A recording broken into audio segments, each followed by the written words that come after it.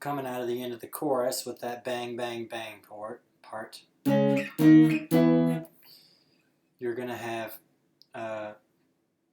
another B chord where you're going to bar the, actually it's probably better if you bar the A, D, G, and B strings, all four in the middle.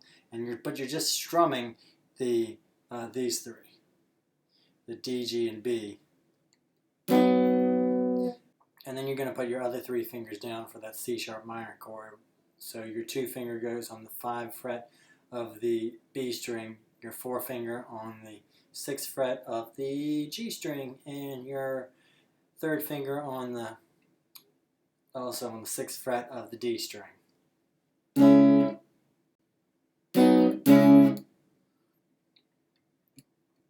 And then you have another bang, bang, bang. And then you're going to do 2 A chords where you're barring the D, G, and B strings, and 2 up strums there,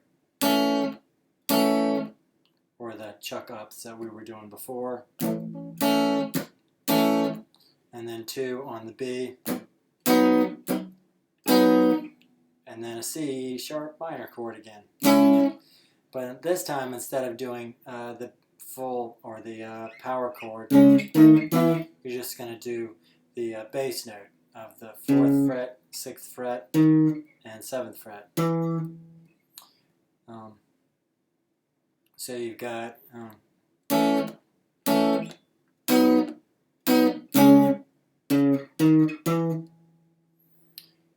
if we put all that together, kind of starting with the end of the chorus, you know, bang, bang, bang.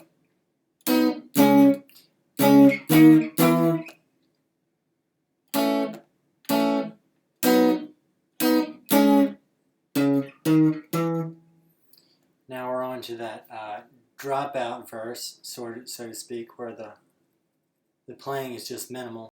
You're going to go back and forth between the D string and the A string from the 6th fret on the D to the 4th fret on the A. That's going to sound like this. And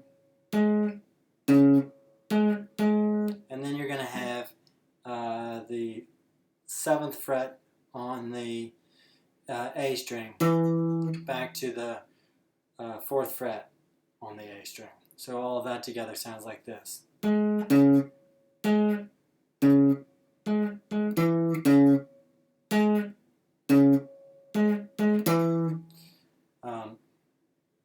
There was some repeating in there, obviously.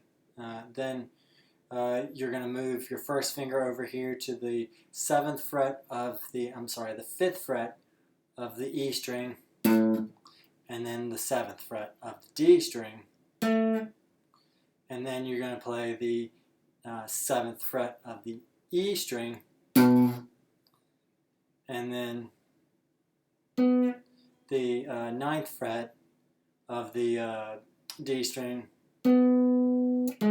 twice, and then the 6th fret of the D string. So that little part is like this.